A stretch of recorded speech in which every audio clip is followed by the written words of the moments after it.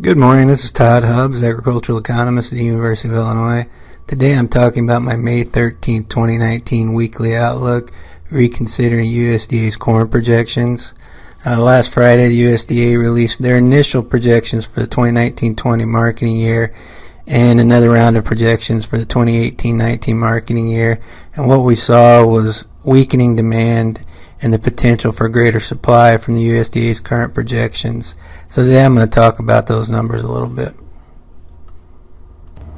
In the balance sheet for the 2018-19 marketing year, USDA kept feed and residual use at the same level of 5.3 billion bushels, and I don't think this is a surprise because we haven't had any really new information on feed and residual use. We'll get a new round of information with the June stocks reports. They lowered ethanol use by 50 million bushels, and I don't think this should have came as a surprise to the market either, considering the pace of production we've seen in ethanol through 2019 thus far and our expectations for the summer. If we'd have got a trade deal in place, maybe we'd have seen that number bump up a little bit due to ethanol exports, but based on the information we've seen over the weekend and today and the escalation of the trade war, I think that ship has sailed. The other number was exports, which stayed at 2.3 billion bushels. I think there's maybe a little bit of concern in export numbers for corn. That's what I'm talking about in this slide here. We need about 780 million more bushels of corn exports to hit the USDA's 2.3 billion target. We're on track, but there's a few things to consider when we're thinking about exports this year. One, in the outstanding sales, China's booked 18.4 million bushels.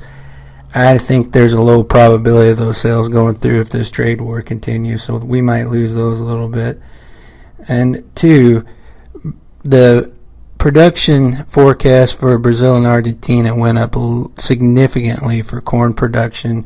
We're looking at about 5.87 billion bushels of production in those two countries, which is a 236 million bushel increase over the previous projection, which means for us to hit our 2.3 billion, we're going to be facing some stiff competition this summer from those two countries in the corn market.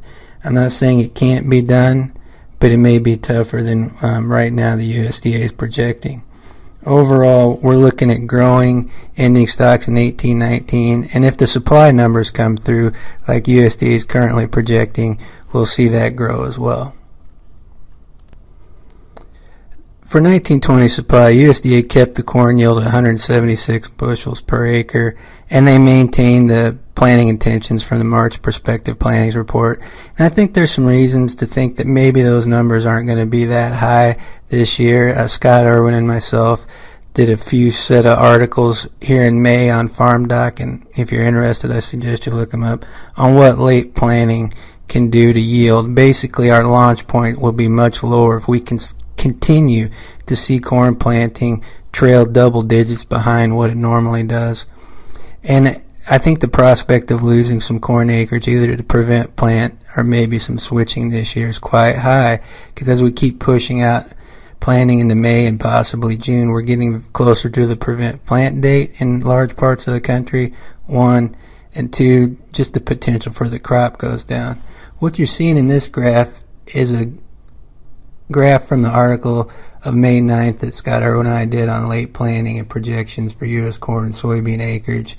And in detail, these red dots are past 10% more than the normal late planting level, which is about 16.6 to 16.8% in a given year. So what we've seen over 1980 to 2018 is when we're above 26 or so percent late planted acres, the acreage tends to come down. In 5 of the 6 years where we did that, it did. The only deviation was in 2009. So the idea that we would lose acres, I think, is quite strong. There's a lot of details. There's a report on May 1st that Scott and I did on yield, and one on May 9th on acreage.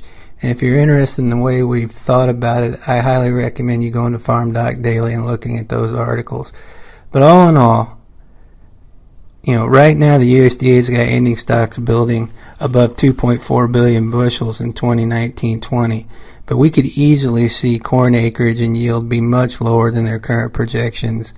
And I think that would be supportive for corn prices a little bit despite all the trade problems we're having. With the escalation of the trade war between U.S. and China over the weekend and on this Monday, May 13th, prices are down significantly.